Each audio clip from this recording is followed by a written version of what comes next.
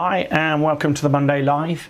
Sorry I'm a little bit late, a bit distracted by a variety of things, but the weather's back anyway. I think it's back across the country.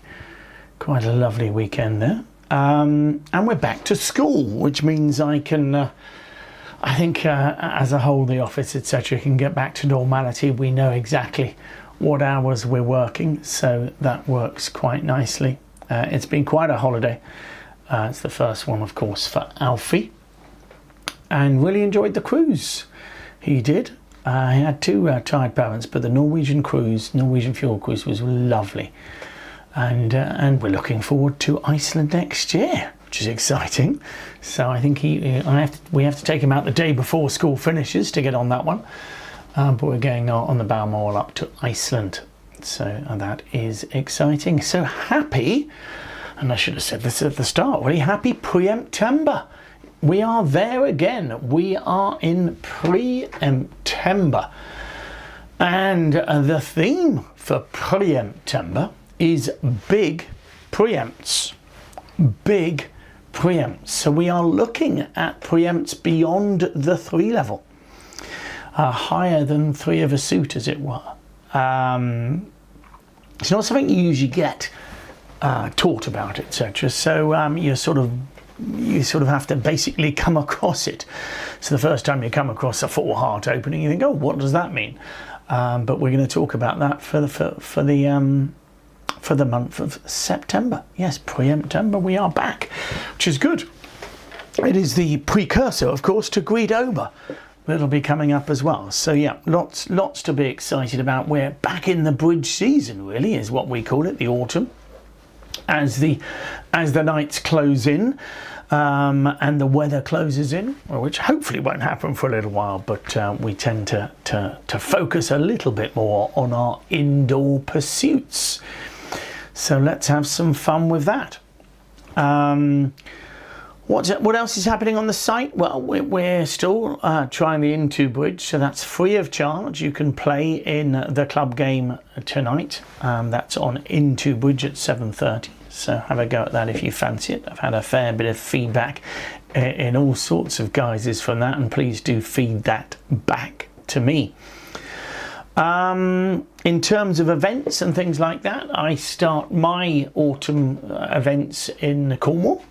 Halfway through September I go off, so maybe a few pre-records then, but they're a couple of weeks ahead of us. And yes, I'm going to Carlisle Bay, and then I'll be doing various events across the country. Not too many up north, I will admit, so far, but we are moving towards that eventually. But I mean, I can just take you through some of those. So we have the UK events. We tend to be in Denham Grove and the Old Barn are 2 of our mainstays there, but we have a whole variety of venues, including Blunsdon and obviously down in the Isle of Wight and things like that. And with the cruises, we're generally on the Balmoral there, but we're also on Bollettas. That's Fred Olsen. That's the summer cruises there, which includes that Iceland one I mentioned to you. And all of this, of course, can be found on our website, because, of course, also got Tunisia that we're going to, and Mallorca, and all sorts. I'm going to Tunisia next year. We're going as a company. We're going in November. Lynn's there, and I'm going to be there with the family, hopefully at Easter time, March, April time next year. So do look out for all of these events. Pretty exciting, really, as well as Preemptember. So we'll be looking at the 5-level decision, the cliffhanger that I leave those of you on the Friday. We'll also have the bidding quiz at the end. And then I've got the beginners as well. So lots and lots to talk about. Let's start though with the 5-level cliffhanger. So let me find that. So I have to duck down to locate the button. So here we are. You're sitting east. What I'll do is I'll give you the auction, and then we'll revisit it. So we're playing a weak no trump. So you've opened a spade there.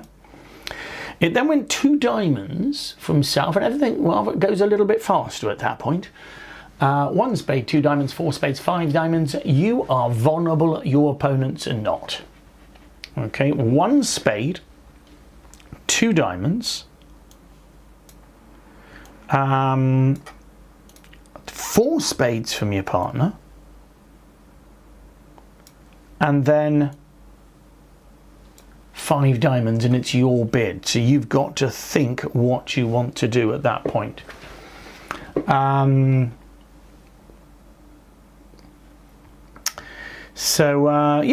we're going to revisit that after our seminar. But funnily enough, big preempts are on a similar theme in a way, where, you know, these jumps to 4 spades and 5 diamonds can be rather similar to these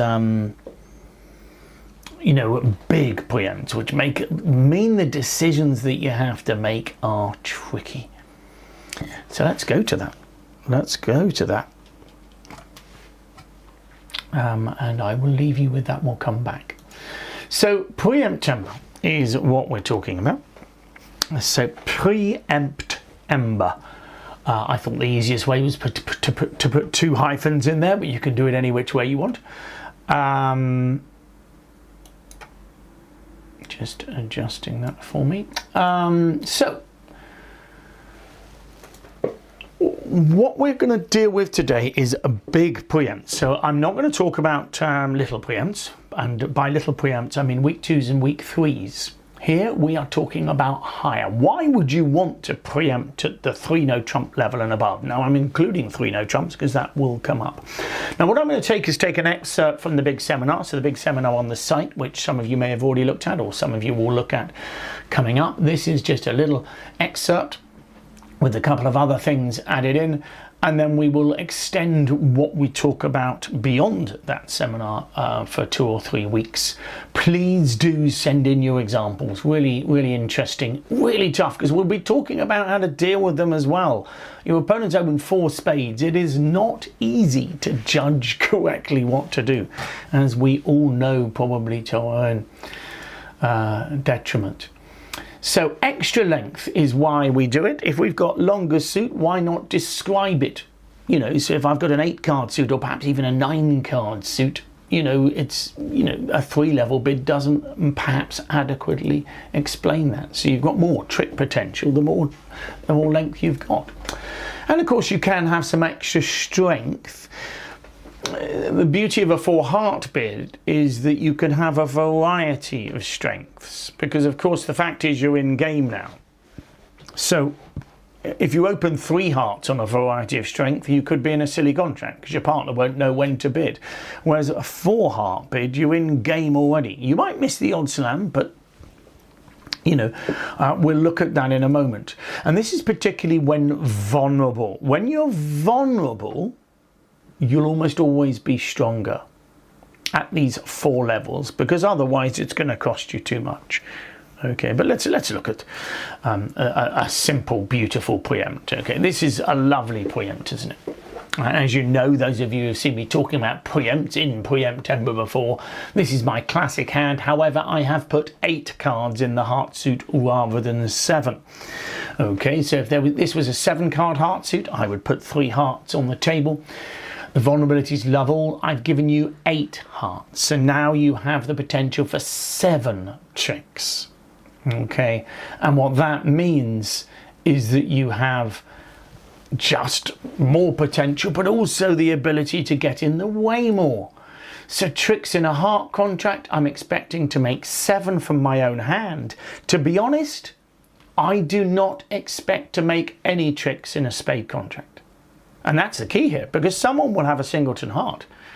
I haven't got the ace of hearts, so I'm not making a heart trick. The person with the ace of hearts makes it. And whoever's got the singleton can then ruff. So I am not expecting to make any tricks at all. That is just gorgeously preemptive.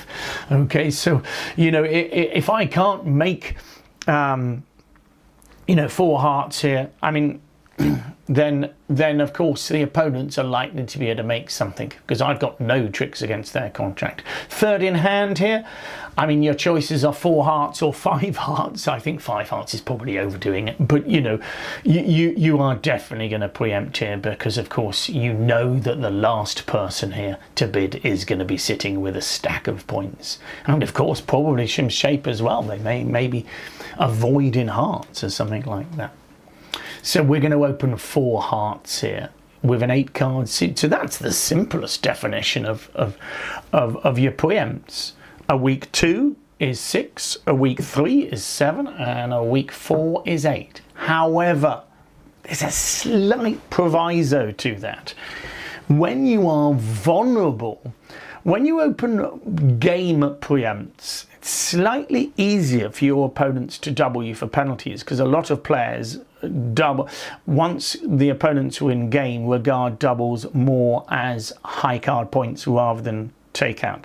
So you will find that you can get doubled more easily, so you've got to be a little bit more careful at times. Okay, so what are the different types of preempt? Well, there's a big difference between 4 clubs and 4 diamonds and your majors. So you've got your 4 level minors and you've got your game preempts. What do I mean by game? I mean 3 no trumps, 4 hearts and 4 spades and 5 diamonds. Okay, so there's 5 of them. Now 3 no trumps is a preempt. In ACL, it is the gambling 3 no trumps. Okay, it's an important preempt. Okay, and all of these bids, including 4 clubs and 4 diamonds, make life difficult for the opponents. 4 clubs and 4 diamonds are still probably, it depends. Some people will still play that as takeout. I certainly do my doubles of the 4 levels in the minors, although some people you play against may start playing penalty doubles at that height.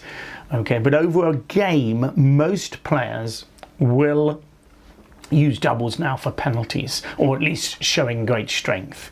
Okay, but that's what it makes it hard to judge, but it does make it easier to penalize. So be a little bit more careful when you're vulnerable.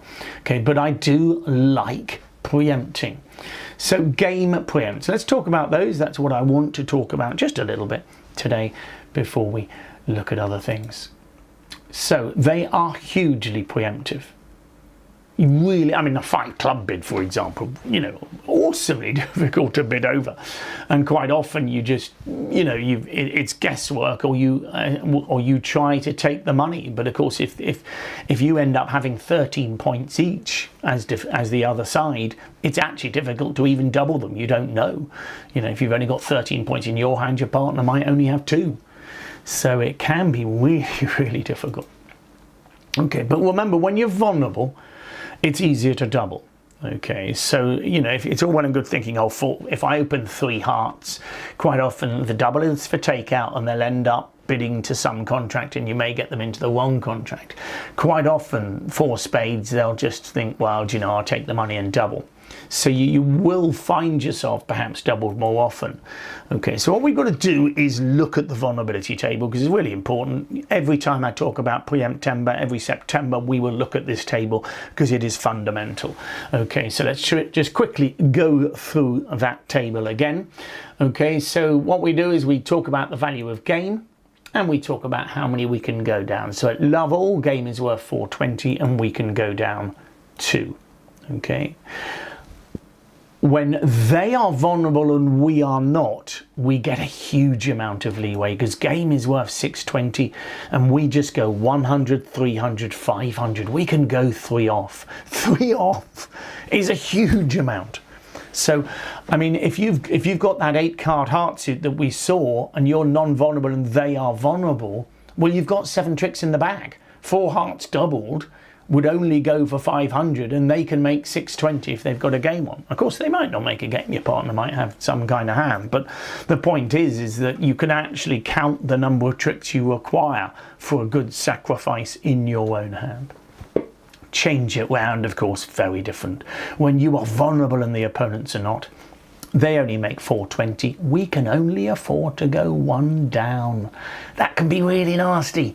You try a vulnerable 4 spades, they double you. You go, you know, 2 down and you get a bottom, because even though they can make a game, you've given away too much.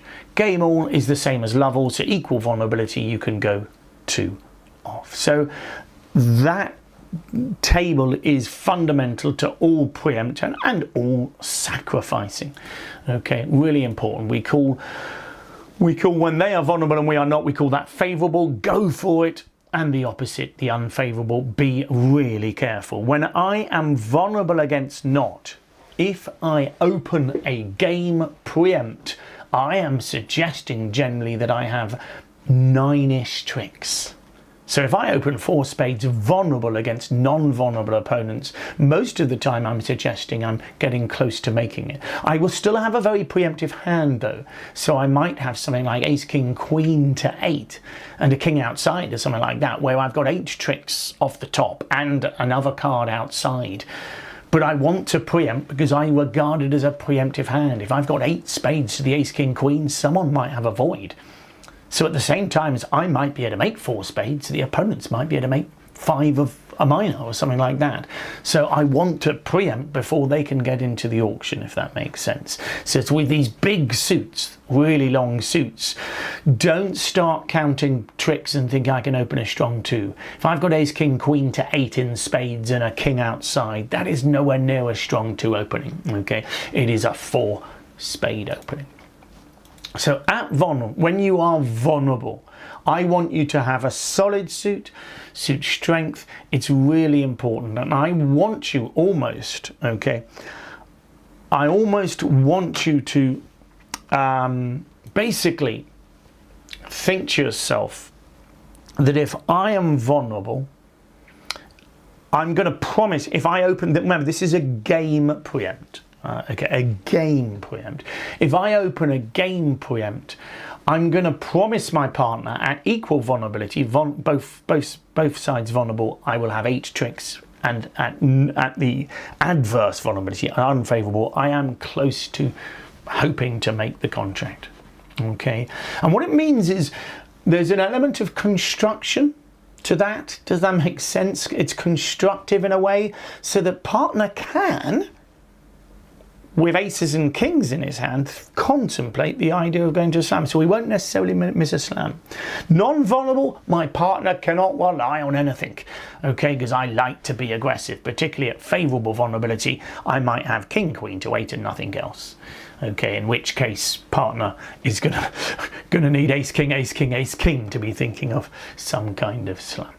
Okay, so let me show you an example. Okay, so here's a hand.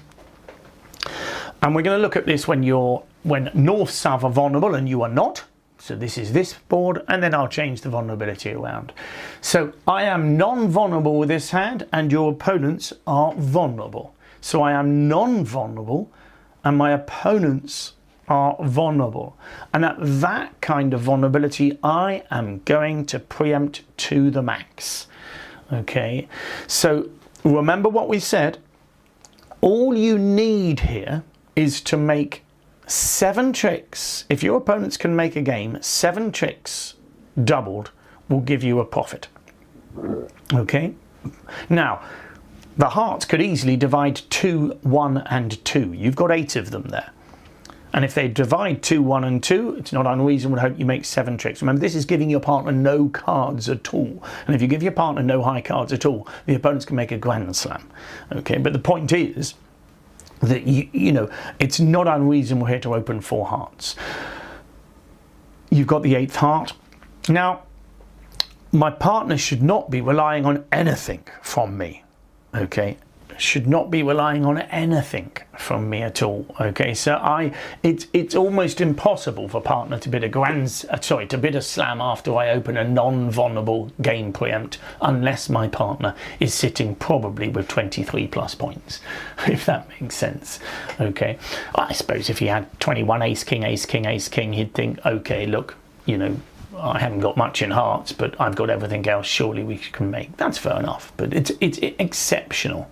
Okay, your partner would be responsible for the making of it, not me.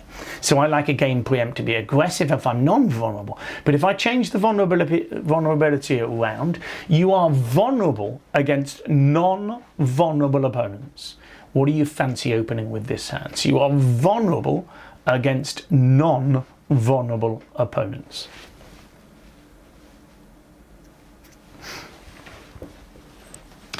Well, the thing is, I'm going to open something, Okay, and I would open 3 hearts. Remember, if you're a bit nervous of that, you can open 2 hearts.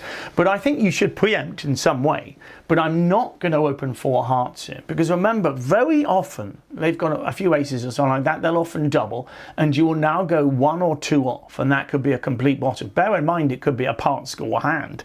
Okay, your partner might have a mixed 14 count or something like that without aces, and you could be in an ugly situation. So the key is, I'm not going to open 4, I would open 3, yeah, absolutely. Now 3 hearts could go wrong, but remember, you have got, a lot of the time you're going to make 7 tricks with this hand. I don't know, give your partner an ace and a king or something like that, and you may well make 9 tricks. So it's not going to be easy for them to judge. Furthermore, it's much more difficult for them to penalise you in a simple way over 3 hearts, because doubles of a takeout, don't forget. Okay, so it's very different. Okay, but I think with the 8th heart, 3 hearts is a reasonable bid. Vulnerable, equal vulnerability, I'd open the same. So, sorry, both sides are vulnerable, apologies. I would open 3 hearts as well. Because if you're vulnerable here, I think I like to have my game bid vulnerable bids, my vulnerable game opening bids, as a slightly more constructive kind of hand. Okay? Now, you don't have to play that way. This is what I'm suggesting to you. Okay? So your non-vulnerable game bids are aggressive, get in their face. Your vulnerable game bids are going to be a much more constructive type of hand. Okay, so again, you don't have to play that, but I think you'll find it works better. Bear in mind, this is in front of your partner. If your partner is a passed hand, you have free license. You may do as you wish. Okay. Okay, so for me, I like a vulnerable play, 4-level bid to be 4-level game bid to be 8 tricks. Now, that sounds odd, because you think, oh, well, hold on, if you've got 8 playing tricks, you should be opening a strong 2 of some sort. That's not the case. If your playing tricks are based around a 7 card or longer suit, then you should very much be still preempting generally, unless you've got a hand of great strength. Of course, you've got 18 or more points, that's a different matter.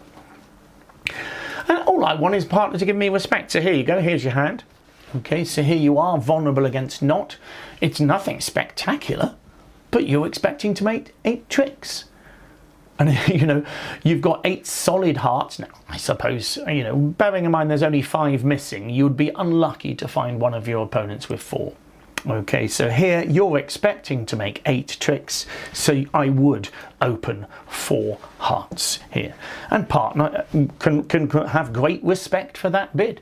As you can see, if partner happens to be able to make 5 tricks or 4 tricks in his hand, then hopefully we could imagine making some kind of slam. And I'm happy for him to bid it at this vulnerability. So when I open game bids when I'm vulnerable, I will have a respectable hand. Now, this isn't, clearly it's a very weak hand. It's a, you know, I mean, there will be, bear in mind, if one of your opponents has a void, you will not make any tricks against their contract. So it's a fantastically preemptive bid, 4 hearts. You may well make 4 hearts. At the same time, your opponents may well make 4 spades or 5 clubs. These bids are really powerful, and they're not easy to judge. You may even make 4 hearts double. You know, so, you know, your partner might have, I don't know, what, an ace king in diamonds, I suppose, ace king to 7 diamonds himself, and you end up making 4 hearts, whereas the opponents end up being able to comfortably make 4 spades. So really difficult to defend against.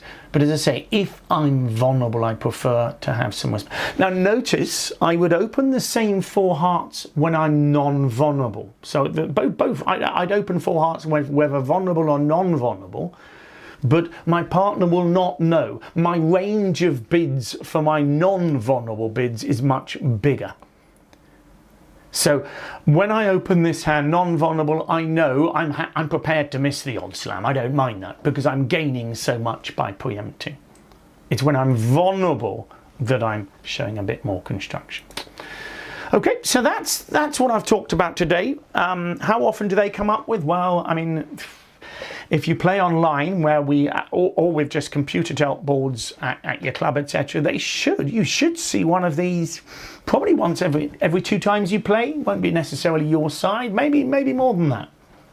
They're not as uncommon as you think. 5 level of a minor, little bit more uncommon, but 4 levels in the majors and 4 levels in the minor should come up relatively commonly, and are worthwhile having a go at. We're also, as I say later in this month, going to talk about how we might try and deal with them, but it's not easy. Not easy. Okay, so we'll come back to the beginners later. What are we going to now? We are having a look at this. So let's go back to it. Okay, so let's remind ourselves what happened here. We've got a 17 count flat. We're playing a weak no trump system, so we've opened a spade. It goes 2 diamonds from south, which is a constructive bid. 4 spades by your partner, vulnerable against not. 5 diamonds. Whew, that's tricky, isn't it?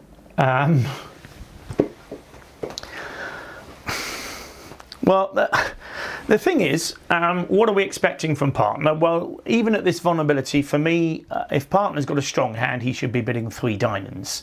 So for me, if West has a hand that's thinking about great things, he's going to bid 3 diamonds. The opponent's suit partner, I'm strong and excited.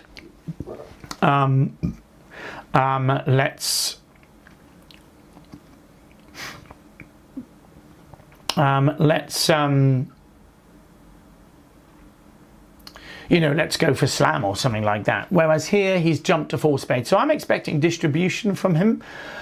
One of the crucial elements, I think, here is 2 diamonds. 2 diamonds suggests a constructive bid. If it had got jumped to 3 diamonds, so a weak jump overcall perhaps, then, north-south could have almost nothing here.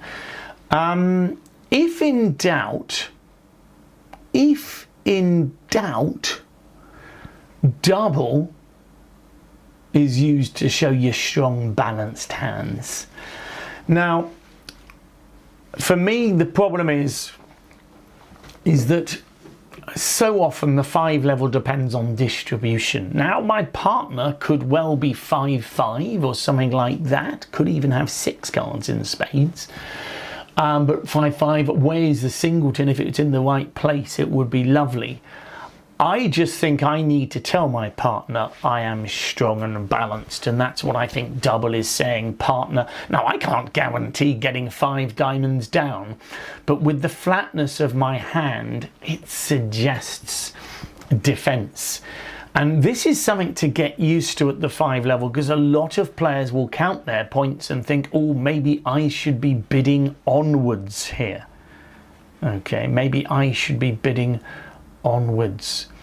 Okay, but for me, double neatly sums up your hand and can stop your partner going wrong. And what will happen on some of these hands? What will happen on some of these hands is that you might have the potential. I'm going to tell you what, I'm going to double here. Okay, that will, I imagine, probably finish the auction here. And I'm going to open up the hands, and you can have a little look. And there they are. It went 1 spade. South could have, some of you might have done a weak jump overcall there, but I think South felt his hand was so relatively good that he wanted to compete for the hand. Jump to 4 spades. I love that bid from West. I think it's a good bid in this kind of auction. It gets his hand off his chest. Those of you who count losers, it is 7 losers, but aceless, I should say. It is an aceless hand, but I like the 4 spade bid. I also like North's bid. I think that's a great bid, 5 diamonds there. North has looked at the vulnerability and thinks, yep, I think, looking at my hand, I think 4 spades is likely to make. So I want to try and go for 5 diamonds. Now, what's interesting is Double dummy, I should say, 4 spades can go down, but it's going to be unlikely. Okay. But in theory, the key is they're going to get a club ruff. Now, as it happens, as I say, 4 spades, you could lead a club to the ace, a club ruff, underlead your ace and king to your partner's queen and get another club ruff. That is not so likely. But in 5 spades, you are going to lose a club ruff, aren't you? It's going to go a club to the ace, club ruff, and probably the ace of diamonds. Now, as I say, you know, if you were looking at the printout at the end of the night, you'd find, oh, it would say 4 spades can't make. But I think 4 spades will probably make. So 5 diamonds is a great sacrifice. However, the key on getting these boards right as East is to make sure we get a plus score. And as you can see, if you bid 5 spades, you're not going to get a plus score. So double says, partner, I'm strong and balanced, and West trusts you. Okay, West has got what he's suggested. For his 4 spade bid didn't show any strength, it just suggested length. In the defence, you're going to lead, let's have a look who's on lead. I'm just checking. West would probably lead the queen of spades.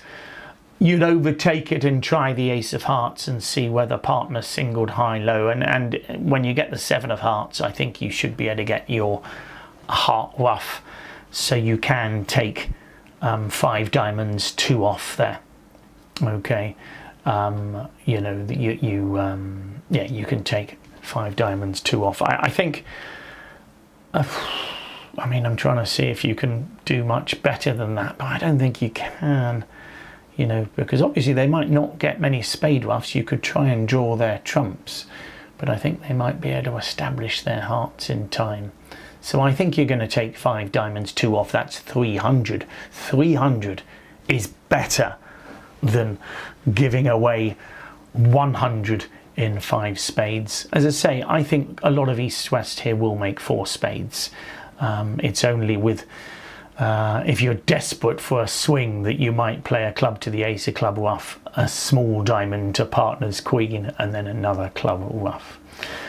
All you want to do is get this right more than 50% of the time. I can give another layout. I could give another layout where we want to be in 5 spades. Change partner's king to the ace of clubs, and they won't get a club ruff. We can draw trumps, and we will make, so it's a very fine line. Can you see that? So if West has the ace of clubs here instead of the king, and I think he'd bid the same way, well, now 5 spades is making. So that's what makes life so difficult on these hands. You know, it's really difficult to judge, but I think your double is simply saying, partner, I'm strong and balanced. Let's take some money on this hand. I really don't want to go home with nothing. Okay, but there will be times where if you bid 5 spades here, you'd have got a better score than me. Okay. All right, so we're going to spend a month with big hands and preempting. We'll look at more 5-level decisions as well. So I'm hoping you're going to enjoy it. Please do send in me your hands. We'll have a look at the bidding quiz in a moment. Your special for this week, I think, is it the Friday Live? It looks like the Friday Live. And Friday Live, of course, we're talking about minors, particularly supporting minors and inverted minors and that kind of thing. So if you want to join us on Friday, you're welcome to at half price. And the non-members, of course, don't forget, if you're a member, you are you get that free, so you don't have to think. So what is the bidding quiz? Let's have a quick look. There we go. We're on a theme, I think, where we're trying to respond to partners' overcalls. So here it goes: 1 heart from your left-hand opponent, 2 diamonds, overcall, 2 hearts, and it's your bid. Okay, a heart, 2 diamonds, 2 hearts, and it's your bid. Nobody's vulnerable. Good luck with that one. Of course, you can get the answer on the website, whether you're a member or not. So have fun with that one. Hopefully have a good week. Enjoy the weather. Those of you who want to join us for the teams, we're here on Wednesday, back to normal this Wednesday, and hopefully some good preempting for everybody. So I'll say goodbye to those of you who are going, and if you want to stay for the beginners section, you are welcome. So let's nip off to there. We are talking, ironically, in Preemptember, we are talking preemptive bidding, and we have done for much of the time. For the beginners, we have been looking at responding to the preempts. So let's have a look. 3-level opening bids, we said, were weak hands with long suits, generally 5 to 9 points, and a 7-card suit. We prefer when we're starting out to have a respectable suit. As you go into bridge for longer, you will find this won't necessarily be the case, but it's best to have at least 2 of the top 4 cards in the suit so that partner respects what you've got. And of course, this is my classic hand, which I always like to show you, 3 diamonds. It's a beautiful descriptive bid. Partner, I've got 7 diamonds and a weak hand. Okay.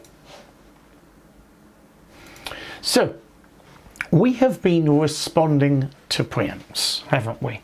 Okay, not over the past weeks, but over the past lessons. Okay, now, generally, it's important. The most common response is pass. Okay, that's important to remember because, of course, we spend a lot of time on the other bids, but the most common thing you do is pass. Just leave him your partner. To go for game, you generally need at least 16 plus points, but you can use your distribution in that. And almost always you're going to play in your partner's suit. However, today we're going to come across an exception, and it is rare. It's generally in the minors, because in the minors you would have to bid to the 5 level over a preempt, 3 club bid from your partner, for example, so that you are allowed to contemplate no trumps there. Okay, just like we do in normal bidding. We said, as we were discussing normal bidding, when it goes 1 club, 3 clubs, we agree the minor suit, but we're not so keen on trying to make 11 tricks to make a game contract. Whereas in the majors, almost always when we've got a fit, we play in the majors. Okay, so let's just look at the hand here. So here's your hand. You've got a nice 17 count. Your partner opens 3 clubs. Now, if that was a major suit, I would just raise to game in the major. But in a minor, going for 11 tricks is a lot harder work. Okay, so here it's not unreasonable to contemplate 3 no trumps. Why? Because your support is going to help. What we discussed before is that when you have a singleton in your partner's suit, you've still got a fit. He's got 7 and you've got 1, but you will struggle to get to his hand. But if you've got lovely clubs like this, the hope is, not unreasonably, your partner's got king, queen, jack to 7. Well, that would be 7 club tricks, and you've got all the other suits covered. So I think 3 no trumps seems reasonable. Okay, all the stops, all the suits are stopped, and you're hoping your clubs will make. There's the hand. Now, on this occasion, you might make 5 clubs. Okay, you might manage to make 5 clubs, but 3 no trumps is so much easier, and you may even make some over tricks in it. They might lead a spade or something like that. So in a minor, you can contemplate 3 no trumps. Okay, you can contemplate it. And when you've got support, you will often go for it. So 3 no trumps is a great bid by East, and those 7 club tricks are worth so much more in no trumps than they are in clubs. Okay, let's have a look at this one. 3 clubs from your partner, 13 high card points, a good fit in clubs. And you can fully evaluate, and we discussed this before, and you've got a massive fit, haven't you? So with that singleton, I would want you to add that on. That gives you at least 16 and great power. Can you go for 3 no trumps here? It would be a bit risky, wouldn't it? Okay, with a singleton in diamonds, your opponents may well be able to run 5 or 6 tricks of their own. Okay, so with your singleton, you should go for game, but you're going to go for 5 clubs here. So it's a long way, but it's not unreasonable to hope. Here's your partner's hand. He happens to have 3 diamonds with you, and so it works quite well. You can draw the trumps and you'll still have a couple of clubs in dummy to ruff a couple of times. And I think all you're going to lose there is 1 diamond and 1 spade. So again, don't forget, the most common response to a preempt is actually to pass. But what we're looking at is those times where you've got support or you've got great strength. Okay, let's look at one more. 3 clubs from your partner. Yuck. This one is really ugly now. You've got 16 high card points. You haven't got a fit. And I don't think no trumps are any good. Are you happy with that? This is always the awkward one. A lot of people go wrong here. They bid 3 no trumps. Now you know your partner's hand. I've already shown you it. King, queen, jack to 7 clubs. Now, on a lucky day, he'll have the king of diamonds as well, and you will be able to reach his hand. But if he's only got king, queen, jack to 7, I'm afraid to say, the opponents win the ace of clubs and you never get to your partner's hand again. And that means that you might only make 5 tricks. So I think you've got to stick to clubs here. So, are you going to go for game or not? And this is the tricky thing. Can you work out how many tricks you're going to make? Well, let's give your partner king, queen, jack, 10, 9, 8, 7 of clubs. He's got 7 of them. That's 6 tricks. You've got the ace of diamonds, the ace of spades, and the king of spades. So that's 9 tricks. You've got the king and queen of hearts. I think you should make 10. Can you make 11 though? You're going to need a bit of luck. You might do. It's a gamble. For me, I think I might just leave it in 3 clubs. I think most of the time 3 clubs is high enough. Okay, you need 28 to 29 points to make 5 of a minor. So quite often, if you haven't got a supporting card at all here, just a singleton, you should just leave it. Bear in mind, partners' clubs are rather good. Imagine partner had king jack to 7. Now, if he had king jack to 7, he would have another high card outside, maybe the king of diamonds. But with king jack to 7, you've only got 1 in your hand. You're likely to lose at least 2, if not 3 club tricks. Okay, so I've given your partner a lovely club suit, and I haven't given him anything else outside. I could have given him something else outside, but equally he might not have had as good a club suit. Does that make sense? Ace jack to 7. You can't take finesse. You play a diamond to the jack, it loses. You can't take another finesse anymore. Now here, you don't need one. The hope is you make your 6 club tricks. But I think on a bad day here, if they lead a diamond, okay, you will only make 9 tricks. So if your opponents lead a diamond here, I think you're going to lose 2 diamond tricks, the ace of clubs and the ace of hearts, and that's the minimum. Can you see that? So you might only make 9 tricks, and that's if the clubs break evenly, 3-2. If they break 4-1, I'm afraid to say you're going down. So it's really difficult. These decisions are not easy for more experienced players, let alone novices.